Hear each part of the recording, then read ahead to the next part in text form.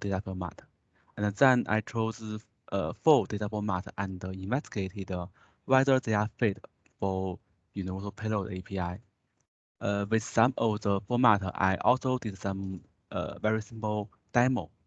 At last, I will give my personal proposal. Okay, here we know roughly there are two kinds of BIOS solution. One is monolithic, such as UEFI BIOS. The other, as you can see in this picture, contains bootloader and payload. There are multiple different bootloaders, and each may use different data format as the payload interface. This will be a burden for payload to identify every format if it want to support every bootloaders. For example, we can see here, callput generates the CBMIME data format. And the CBMIME means callput memory something. It is only used by callput. And because callput can boot UEFI payload, so developers for UEFI payload need to learn CPMIME and handle CPMIME. Similar, the Slim boot uses hop list, and if it want to boot some other payload, for example, if it want to boot Linux payload, it needs the Linux payload can handle the hop list. So different data format is like different language. It is blocking combining the bootloader and the payload freely. And here we have universal payload. The universal payload can fix this issue.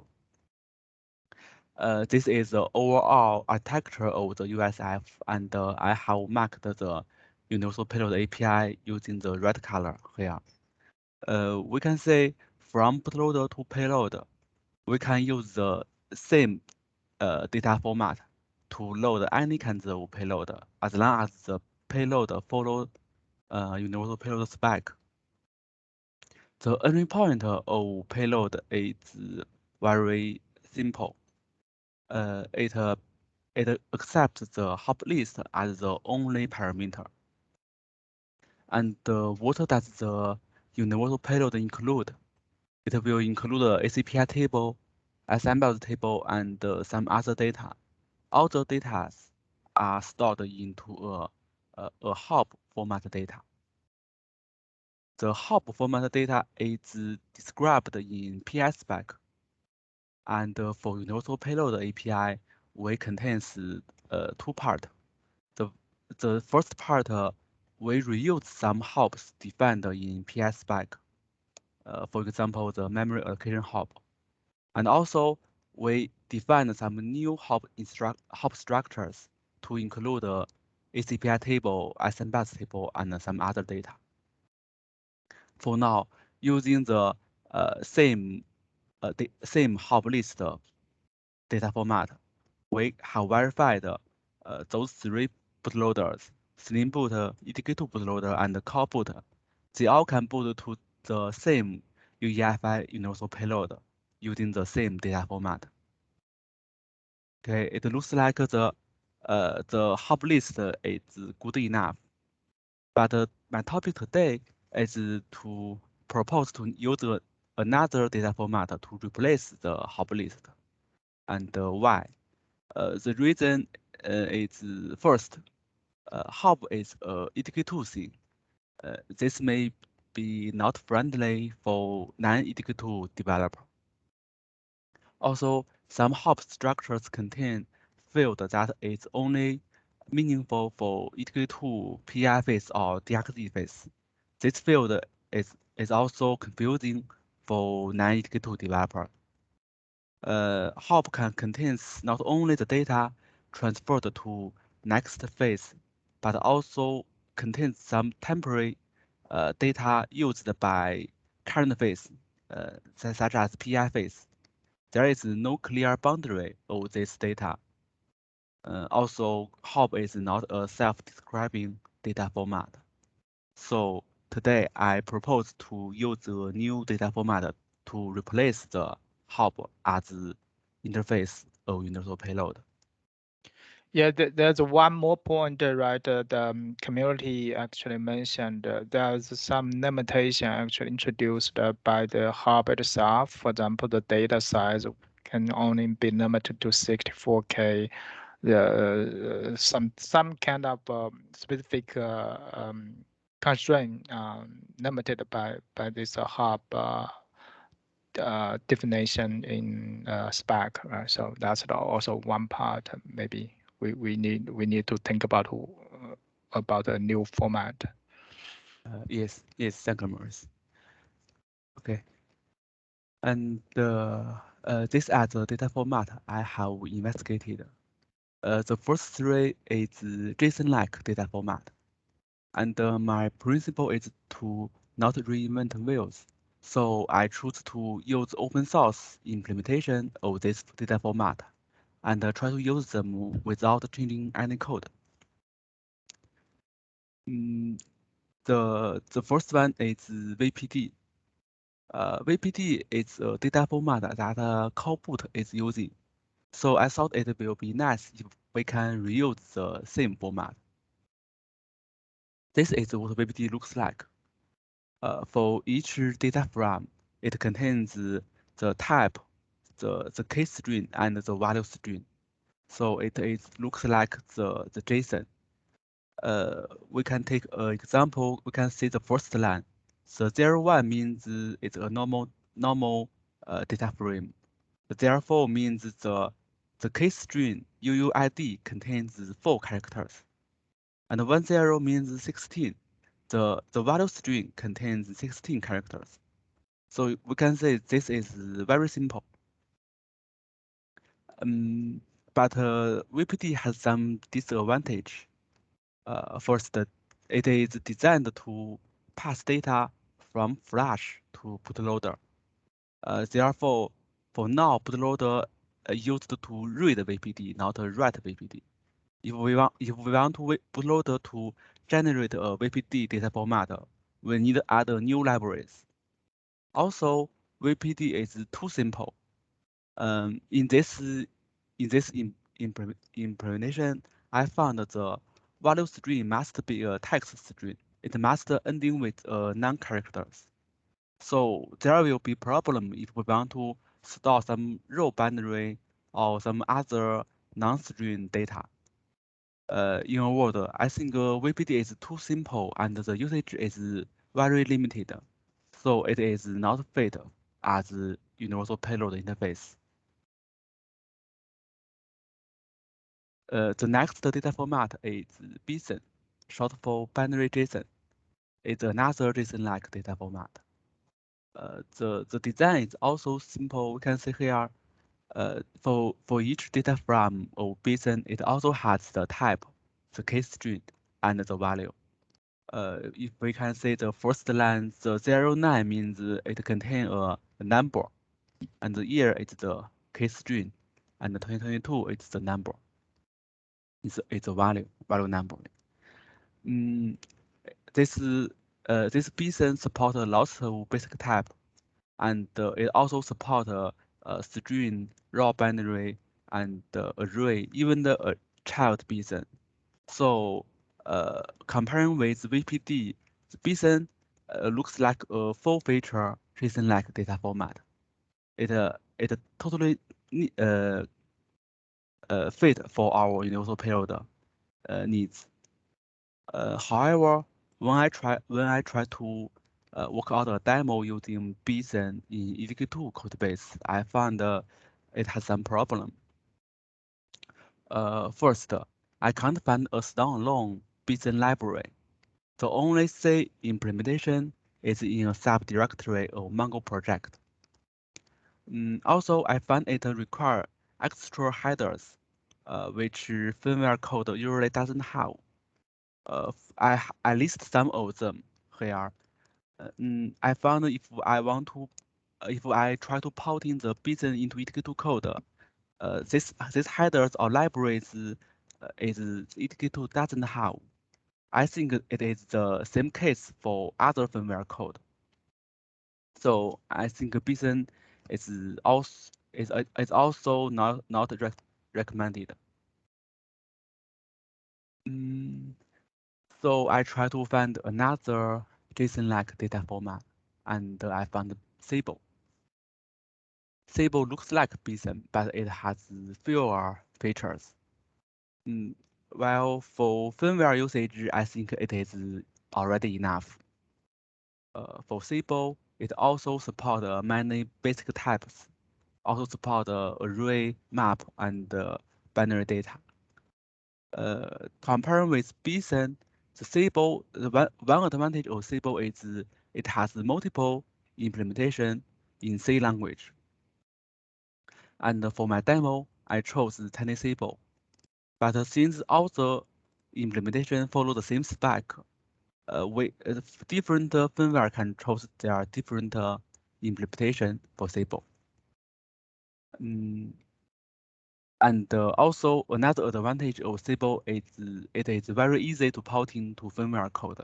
It doesn't need special libraries or headers like BSON. And I did a demo here in the GitHub. I will introduce the demo later. Okay. The last data format is protocol buffer. Protocol buffer is Google's language-neutral, platform-neutral data format, but Google doesn't provide a C language implementation. So I chose NanoPB in my demo code, which is a third-party protocol buffer implementation in C language. I also did a demo here. The the protocol buffer is different with the first three language. Because the usage of JSON-like data format like Scalable is very simple. We just porting the library, use the API from the library, and then we get what we need. But for protocol buffer, thing is different. Let's see how the protocol buffer works. First, it needs a protocol file. Here, I list a protocol file. The protocol file define what the data we want to save in the protocol buffer data. Here I save some serial port information. For example, there is do we use MML, the register stride, the baud rate, and the register base. This full field is saved into protocol buffer. And the 1, 2, 3, 4 is not the value of this field. It's the index. But we know this is a special file, it's a proto file. The GCC or other compiler can't handle this proto file. So we need another host tool, a NanoPB compiler. It can transfer the proto file into a header file and a C file. Also with the NanoPB C library, with the bootloader code, we can build to the final bootloader binary. The bootloader binary can encode data into a proto buffer data. Similar, when we decode the data in payload side, here, this is a new slide. When we decode data, we also need the same proto file and also this NanoPB compiler. With this C file, the payload code can build to the payload binary and to decode the proto buffer data. The whole flow is not simple as the other JSON-like data format, but the benefit is clear. Because we use the same proto file in both bootloader and payload side, we don't have to store the key string in the proto buffer data. We can just store the index. So in the final, so for the final proto buffer data, we can reduce a lot of size. And before I show the data detail, let me explain how the demo works. The demo code is based on EDK2 bootloader with UEFI universal payload on QMU. And my demo code is updated at GitHub. For each data format, I create two libraries. One is the set library. The bootloader can use it to generate a Sybil or protobuf data. The other is the get library. The payload can use the library to pass the Sybil or protobuffer data. For each two data format, I store the same information in the final in the data, so we can compare the sets. And here is the detail. And I only did the demo for protobuffer and the Sybil because the other two are not valid for universal payload. We can say the protobuffer and the Sybil both save the same data, at least in the right here. So we can compare the data size in the first column. We can say the protobuffer has great advantage in data size, and I have explained the reason before. For code size, each data each data format, they both add a few kilobit to bootloader and payload. But when we transfer from bootloader to payload, we already in the late memory phase. Several kilobytes I think are totally acceptable. So I think for now, both two data formats are qualified and feasible as universal payload interface. Okay, and last, I want to do some summary. First, VPT and BSON are not recommended by me, and Sybil is more schema-less than protocol buffer. This means it is more flexible, but maybe have a little disadvantage in space efficiency. Proto buffer need a tool to transfer the proto file, so it will add a new tool dependency for firmware build. So personally, I prefer Sybil, because when we transfer bootloader to payload, the memory space is not so important. And also Sybil is straightforward enough. It doesn't need a lot of learning cost. At last, Sybil is clean. It don't need a new tool, and it don't have to maintain a proto file. Okay, I think that's all. And I think I know there are more data format, and I only investigate a few of them. I will be happy if anyone can bring up new proposal if we can have more choice. Okay, thanks. And any comments? I guess for the protocol buffer thing, another point is that if you rely on a compiler, doesn't mean that if we change the structure somehow, lots of things has to be recompiled then in order to get work, including the producer and consumer. Yes, if we change the proto file, we need to use the compiler to transfer the file to C file, head file again in both sides of bootloader and payload.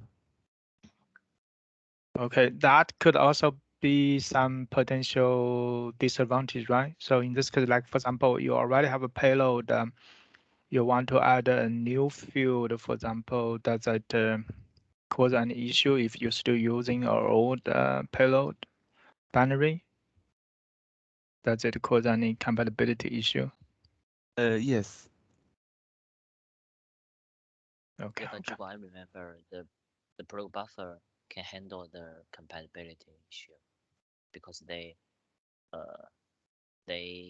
assign different ID to different field in the pro buffer structure. Even when the producer and consumer they use a different version of the profile, this can still work together. Yes, this means the payload must use a newer version than bootloader, right?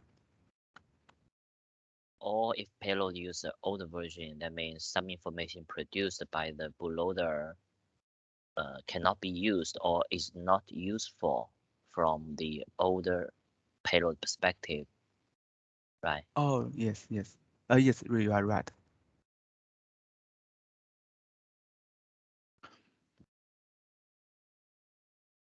Yeah, but I do agree that using prod buffer, then we need to always invoke the nano-PB compiler during the build to generate those intermediate H and C file and in our build process.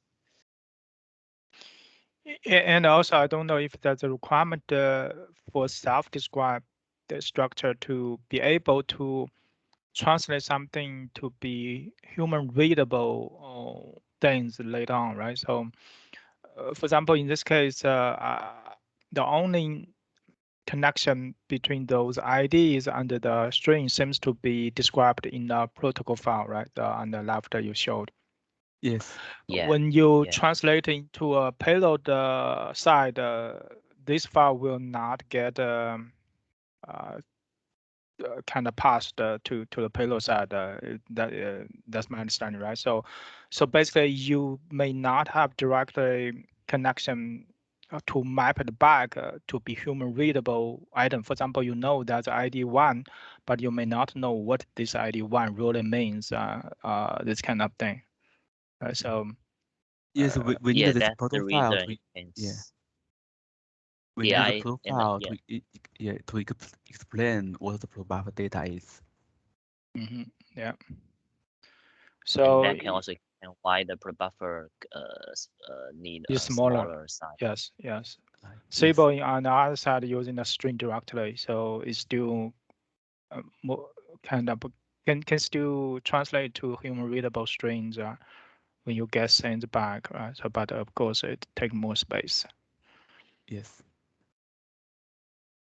Do you have any feel for like the space size inflation? Is it like 2 times or 3 times the size of a binary encoding, or is it like the overhead of something like a Yeah, SQL? Juan, can we go to the page that describe the size? Oh, there we go. Yes. Yes. Yeah. I think the primary difference is the string was ID. Like for example, ID could be just 4 bytes or and let's say it's 32-bit ID, then maybe it's 4 bytes. But string, depending on what name you have, could be a long name or a short name. It may need more space or smaller space. Yeah, I think that was very valuable feedback. I can't recall if it was Ron Minnick or someone else who said, human readable would be preferable to yet another, binary format where you have to build all these parsers and others while debugging. Right. And Yeah. given so much of the firmware world workflow is debug, and given the size of other components kind of dwarf this. So Yeah. that's really Yeah, I think that's exactly the reason we have some discussion on the configuration part. We are talking about the YAML format as well, right? So that one is more targeted for human readable and configuration, because when you do configuration, you need more human readable things. Also need to provide more information such as how this option can be configured, what are the valid values, those help string, those kind of things. It's more targeted for human readable thing. I think it's here the structure we are trying to address is more targeted towards how to communicate, pass some data from one entity to the next entity. sort of machine readable. Yeah, exactly. Different producers and consumers can be different entities. We need a contract. We need some precision. And if we get human readable as a debug experience, that's like extra credit, I guess. But yeah, the primary goal, you're right. Makes sense, Maurice, is the sort of software entity to software entity precise communication. Right.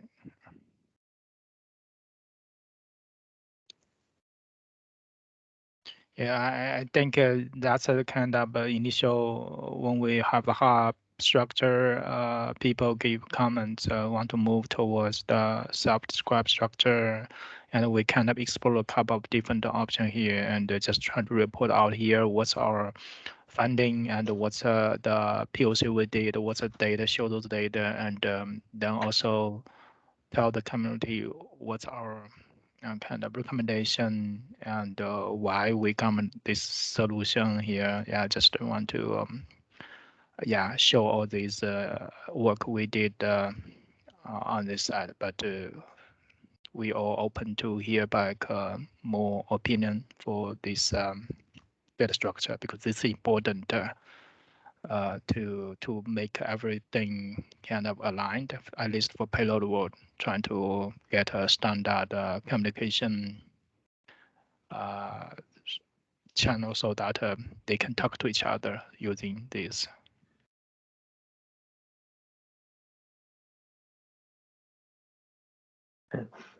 Makes a lot of sense, Maurice.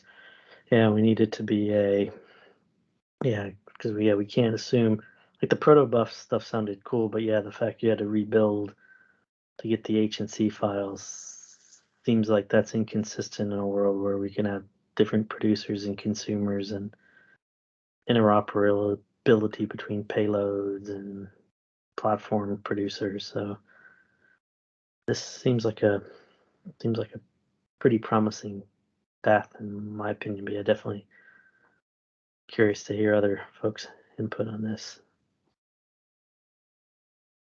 Yeah, I also like the Scalable because it is very similar with the Linux kernel command line. Just have a name and with the value pair. So we don't need a separate compiler to do conversion or this kind of thing like a protocol buffer. Right. Seems to be a good choice. Yeah, since also the code is small, should be okay for either bootloader or payload to integrate this part. It's not a big overhead, right? So yeah, it is very flexible.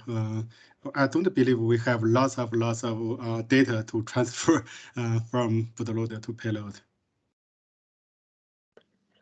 And do you see the primary use case is just the state information between the payload launcher and the payload? This is not an idiom or infrastructure we'd use for anything else like configuration or other workflows around our firmware stack. This would be the folks think this is just something that we would target for this specific use case. I guess, as you said, Maurice, it shares some commonality with the theme of human readability like YAML, but it would just be for this use case, or would it be others? Can you think of?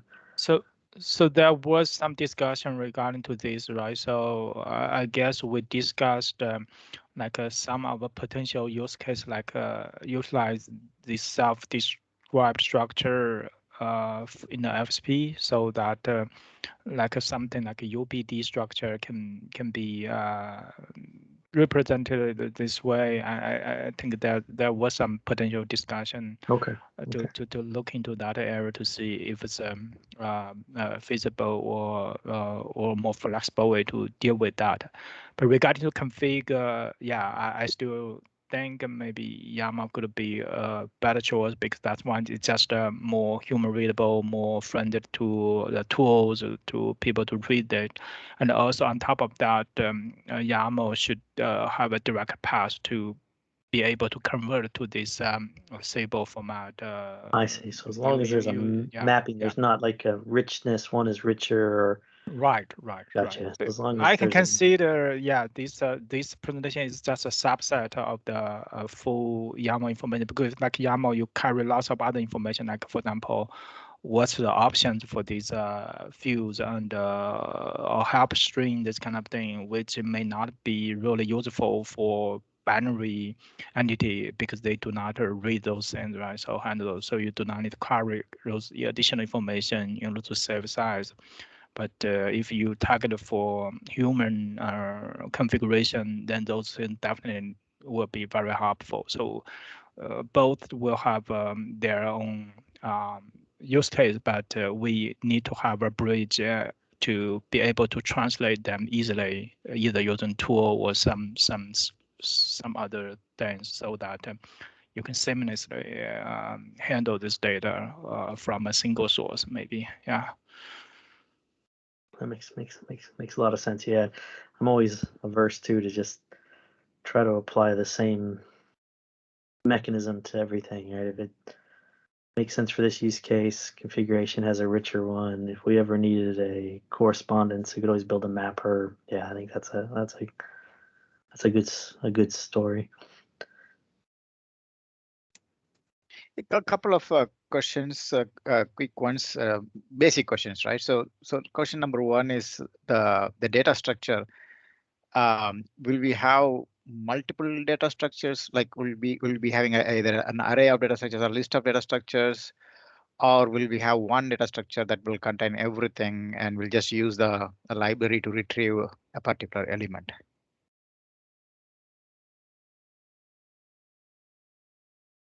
Yeah, I think using Cowboy means we just have key value in the single data structure. Okay. And So like a setup. yeah, and Okay. Yeah, and the value could be different types. And a very complected value type might be array. Okay, so basically the reason I asked that was like when I'm doing a get or set, I just need to remember one pointer, right? So I don't have to, theoretically, I probably can remember multiple data structures, but the use that we are thinking is like a one giant data structure that will use set to set different values and pass it. And the consumer will do a get to get the. That is the implementation choice. I think all the data should be in the single data blob, just like the hub, right? They could pass all the data from the pointer to get the string value. Okay. Yeah. Okay. So yeah, that's what I was thinking. Okay. So the second one is this is all in RAM, right? So Maurice, you and Vincent are just discussing about configuration data where we actually have to store it in the flash, but in this case, it's all in RAM, right? So one software builds it and passes it to the next stage, and the next stage consumes it. We don't necessarily have to save it in flash or anything like that. Yeah. Since after the bootloader memory already initialized, all this data may be dynamic generated by the bootloader. Okay.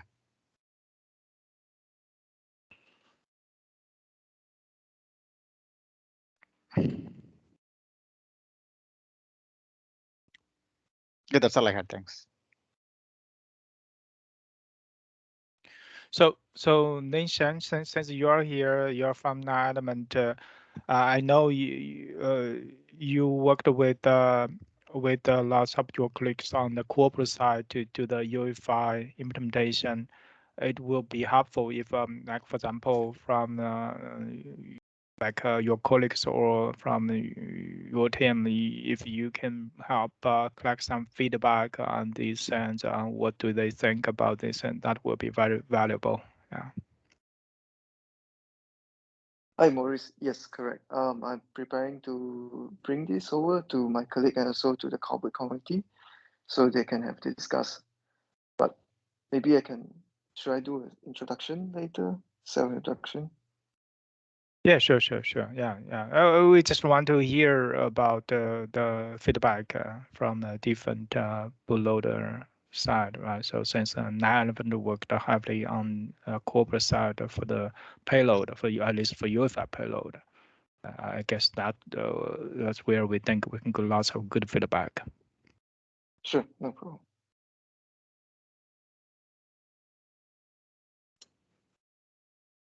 Yeah, and if you have any guidance for us, like where we should, post some of this information or visit other forums, we're pretty open. We don't want to make it, sort of a, hey, this is what started at Intel, everyone should love it and take it. We want to, just have an engineering discussion with the community, and we're putting some of these things out there as sort of straw men. So, definitely open to feedback and discussion with various communities. So yeah, thanks for attending, and yeah, thanks Maurice for connecting them up for today.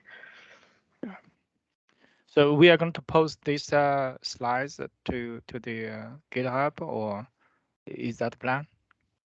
Or just maybe the recording? By the No, way, I think we want to post everything. Did we? And I forgot to follow up from our initial meeting. Did we create a new repository called meetings, or I'm guessing probably no. Yeah, I think work with Mickey. I think what we wanted to do, our thinking was just creating a repo, having a markdown file with some quick minutes per each meeting, a link, transcribing the recording to a YouTube, put the URL for that, and then having a specific repository directory for each meeting would then give an opportunity to like post PowerPoints or PDFs or text files responsive to the presentation. So yeah, I think we definitely want the material in the public view. And the reason we're thinking GitHub in lieu of Google Docs or something, or Google Drive, is not everyone can always get to the G Drive or Dropbox. So just figure everyone can get to GitHub these days. But yeah, I think that would probably be a next step from today, is maybe this is the triggering event to create the new repo. And I'm thinking to call it meeting minutes, but if folks have any other thoughts on if that's a good idea or what we should call it. I think meeting minutes it's okay to me. And then the other thing maybe we can put in the root of that would be like our proposed running agenda. We could have a markdown file or something, and then as we rearrange the agenda, I could look at this meeting as like opportunity to do agenda bashing for the subsequent meetings. People can then go to the repo and say, in mid-March they're going to talk about this topic. Maybe I'll show up for that meeting, or give folks some visibility into the class of activities, because I think we definitely want to work through our backlog of payload topics. But then as the USF tries to describe a full stack, we want to also have an opportunity to talk about, shareable libraries for platform code, configuration, things that touch on the FSP interactions. But this is sort of, we've started from the tops down, so we could use that that sort of a forward-looking agenda topic file to give folks some opportunity to even request an agenda topic or moving one around, or so it's not like a surprise when they show up at the meeting. That probably should be our next step. And in the spirit of that, did we have a prospective topic for the next meeting queued up, or what were we thinking? Yeah, previously we queued, I think several related with payload. If no other topic from USF, maybe we can still talking the payload in the next meeting. Okay, so we think we have tough. So yeah, I think we definitely want to give folks a heads up of what's coming, and then I think leave enough information in the written word that someone who can't attend because of our geodiversity and not people probably don't have light schedules, be it folks can figure out what we talked about without having to sort of be there in person. We want to definitely try to be kind to people's schedule. That's another reason to leave a good a good view into this effort with, and then again, a repo in lieu of a Google Doc or something. But I do like the Google Docs, how like the OSF folks and the core boot leadership meeting and the Linux boot, and they sort of, everyone types in the doc at the same time potentially, and so there is value for real time in a Google Doc. So I just wasn't sure if in Ray that was a service that might not be available to you and others. So that's why I kind of demurred on that one. Actually, yeah, but when it's actually even in PRC, we can access the Google service if using the company's. Oh, network. so if you're at work, you can. Okay, that might not be a bad way to go, is just to give some real time, because we could even like type feedback and comments in the doc during the meeting, and then the doc can just, we keep prepending it with the latest meeting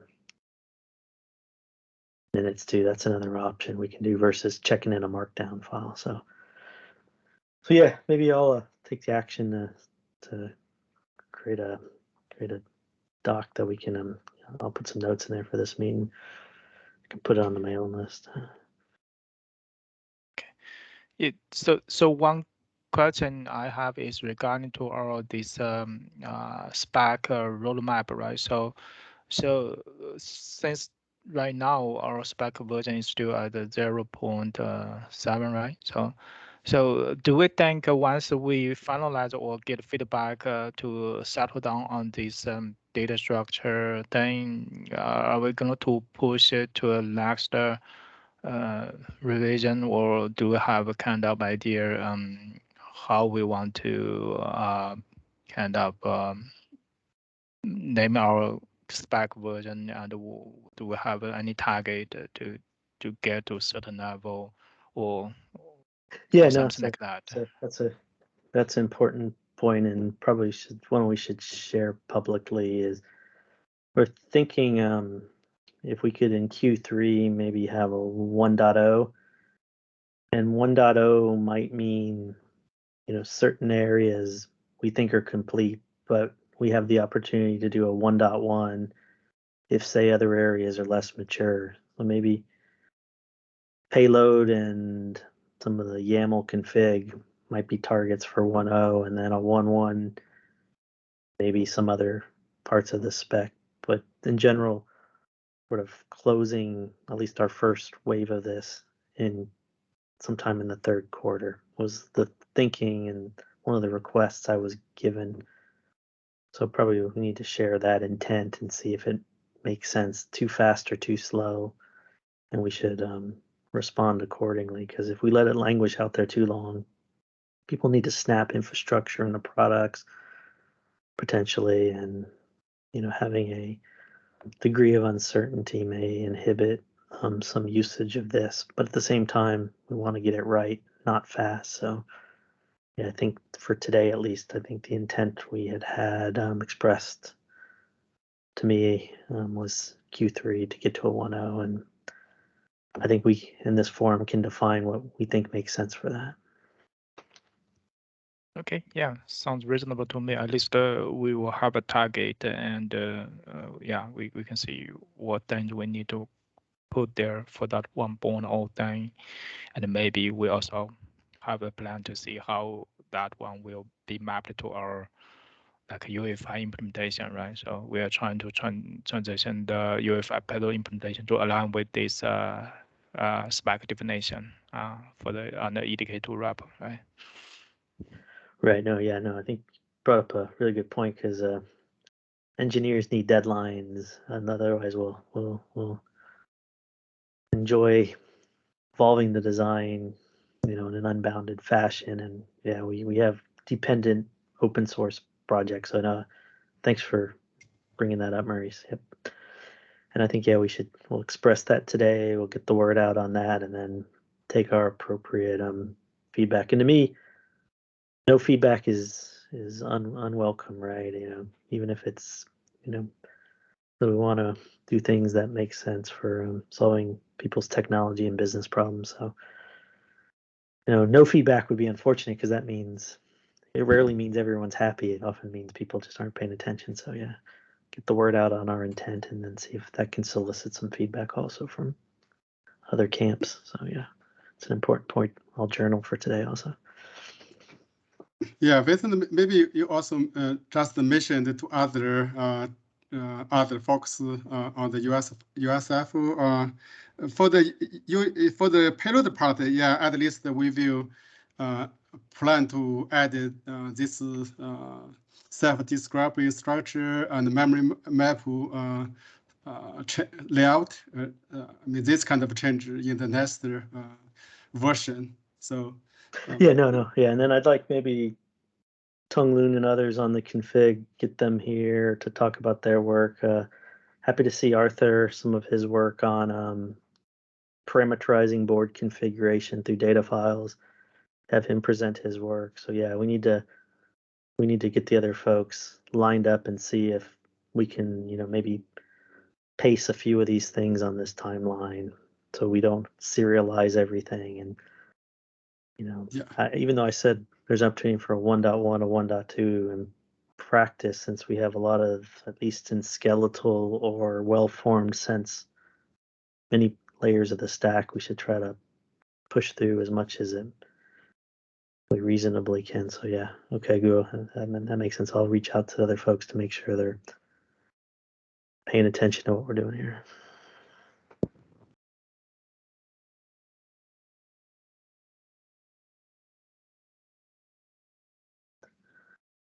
Cool. So yeah, since I'm the virtual Mickey for today, any other opens or items folks want to discuss?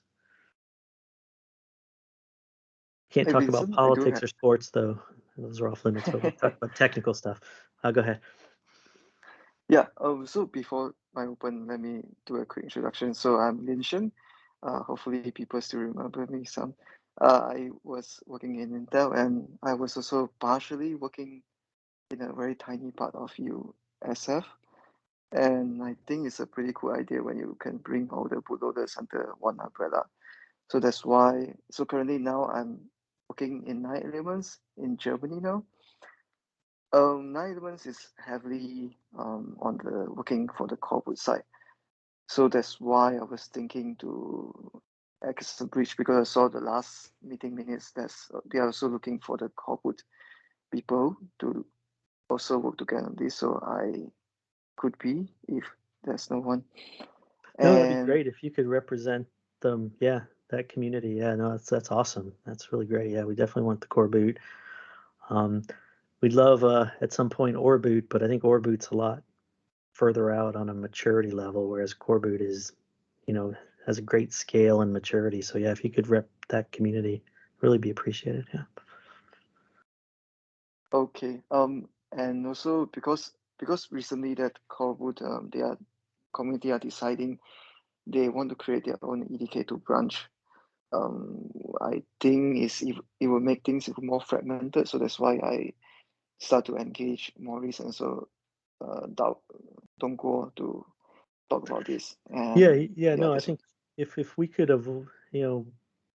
avoid fragmentation, even if it's not, landing the universal payload tomorrow, but maybe accommodating what the core boot community needs out of the existing payload package, such that we're all staring at the same tree and we don't have any hard forks. I think that's definitely in scope for this forum. Yeah, I don't want this forum to look like a kind of an architecture.next only. It also is how do we work together and avoid forking? Because to be honest, the spirit of USF, the high level here, is reduce the friction and cost of supporting different payloads. And if we're all just talking about architecture months away and we're forking in the meantime, that's not good for the mission. So yeah, that should definitely be within scope of this forum, whether live in this meeting and or the mailing list. But yep, it's all, to me, in my opinion, it's all in scope. Yeah, agree with you, Vincent. And so the first step I'm taking also with working with Dongguo is to get all the Corwood EDK2 payload patches to merge in the master, which is now the work has been started and in the progress. So the next one will be also to, like what Maurice also mentioned, to bring this like some USF next potential features to bring it into discussion. Yeah. So may I know when can I bring that, yeah, back? because you have, sounds like you have good standing, you know, Zhaolin and the 9 Elements guys are well thought of, and sometimes EDK folks are not as compatible with some of the corporate discussions community. So yeah, I really appreciate if you can help with that bridging. That's great. Oh, no problem. But Yeah, and if we have, sorry. yeah, I mean, you just mentioned you're working on maybe upstreaming some corporate specific changes to the EK2, maybe maintained in the corporate report. So I'm not sure if you can use this meeting to have an overview with us to describe what are those changes are and what the purpose was for those changes. Yeah, I think right. We recently had a discussion with the element, the other folks, and some of the folks even expressed interest to become the reviewer or maintainer for the UFI payload because they are heavily engaged in the contribution to the UFI payload. And I saw Gao already tried to do something to do that, right? So maybe, as you said, maybe it's a good idea to invite somebody from them to talk about this, and potentially maybe this is some opportunity for us to align our universal payload approach, so to see if those issues can be addressed in this architecture, right? So that's maybe, I don't know if it's a good time for them because they are in Germany, right? So maybe we need to find some slot working for them so that they can at least let us know what those kind of issues they're trying to address, what kind of solution they did, and yeah, so that we can get more background on those Yeah. side. Yeah, totally agree. Okay, so once I have the feedback, where should I write them in an email or should I just bring them to this meeting? So we do have the group IO communication channel for this USF forum, right? So there's a group IO there.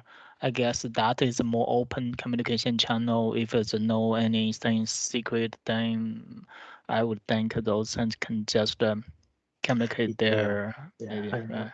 I think definitely, because it gets journaled there, but then we can have a live discussion to summarize or to dig into it also, but they're not mutually exclusive. But I agree with Maurice, starting on the mailing list makes sense. Sure, sounds like a good idea. Thanks. So you living in Germany? You moved to Germany? Is that the? Yeah. It's yeah. good food, good beer, probably. That's good living. Yeah. I'm not sure about the food, Why but might yeah, be beers. very early for you. So it's very early, right? In your time. It's actually almost 2 a.m. Yeah. 2 a.m. Oh, Oh, wow, 2 that's a.m. terrible. Wow. Figure out a better Europe. Yeah. Yeah. Maybe like this, if we want to invite somebody from them to give us instruction, maybe we need to have some other slot available. 2 a.m. definitely does not work for them, right? So I don't Yeah. know. And Or speaking at of least, I can schedule some special like time to just for like a specific topic to more be aligned with the time zone. That might be. that makes sense. Yeah, definitely need to be geo-friendly here. So yeah, we sort of co-opted another meeting with this one without, having all attendance requirements in mind. So yeah, it's definitely an open option to have a Europe-friendly. Yep, I agree. Yeah. I think we can keep a regular thing like this, but if we know we have special guests from different geo, this kind of thing, we maybe we can find a special slot to work for those speakers, right? So or guest, whatever. We want to centralize the discussion. So one other question on Groups.io. I know, like, to share material, can you do attachments on mail Yes, sent to yes. Group.io? Yeah, you So can. Yeah. okay, so That's how something we can do it for Slim Boot loader. Slim Boot Group.io, the communication we all do attachment, like attach a screenshot or boot log, this kind of files. Yeah, you can always do that. So But I maybe remember there's a limit or something, or I wonder. I think they no matter what type of file you can attach, or maybe you can use zip or something like that. That one we need to see. They definitely have some restriction. Yeah, because I'm thinking definitely over communicate on the mailing list. You know, we can attach stuff also. Because yeah, I'm always mindful. I remember Dongwei at HP once said, you know, don't want to make people have to do treasure hunting for information. So yeah, over communicate versus under is always good on some of our material also. But okay, no, this is great. Okay, yeah. I do have one more open. So before the meeting ends, this is a bit overdue, but for the EDK2, because many open source people are using Linux as a build machine, so is it okay to move the official supported GCC to at least the latest one or 10 or something, because GCC 5 is way too old? Did you see any issue? Yeah. But I remember for us, I think even we say GCC 5, actually, Yeah, most of our people are still using it's 9. ignored. So if you use 9 or 10, even if you say 5 on the command line, it'll use the latest. So yeah, I think it's a. Yeah, but it will be more ensuring to move to the latest one officially, right? Because yeah, it is then many new people when they come in, they won't need to go through many experiments. Well, maybe it scares them when they see. Yeah. Okay, yeah, I could see that. Yeah, would that be a base tools person, Ray, or someone who would be able to, or is it tool staff, or is there a? Yeah, we do have, but yeah, we can. I can invite him in this meeting maybe, or I can connect him to the mailing list. So yeah, maybe we can do that. Okay. Or you can directly discuss with the guy. I can send you the name. Maybe just here, and you can find his patches yeah, you can find his email, I think, from the maintenance.txt. You can discuss with him whether you create a layers of GCC 5 to like GCC 10 or maybe some other changes you think it's proper. Or if the number is ignored, just have it say GCC and yeah, why? Yeah, it's kind of a weird artifact, yeah, because it is scare people, even though if it's ignored. But yeah, that's good feedback. Okay. So Ray, can I include you as well in the email, in case? Sure. Okay, thanks.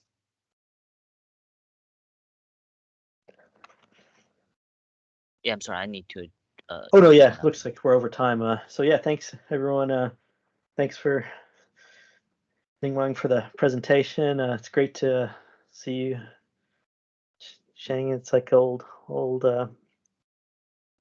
friends club bumping into folks again. So yeah, appreciate everyone's attendance and participation. And yeah, we're over, so we probably should call the meeting at this point. Okay, thanks everyone.